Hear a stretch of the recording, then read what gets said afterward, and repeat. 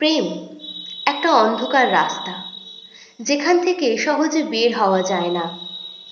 যারা ভাবে দিন শেষে মানুষ ভালো থাকার জন্য একলা থাকে, তারাই আসলে বেঁচে যায়। ছুট্টে পৃথিবীর একটা নির্জন কোণে চুপটি করে বসলে মাথার যন্ত্রণা সারে, মনের কষ্ট দূরীভূত হয়।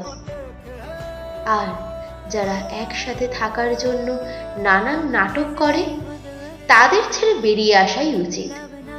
অন্তত একবার বুঝিয়ে দেওয়া উচিত, একসাথে থাকা মানে যথেষ্টভাবে অসম্মান করা নয়, নানান অপবাদ দেওয়া নয়।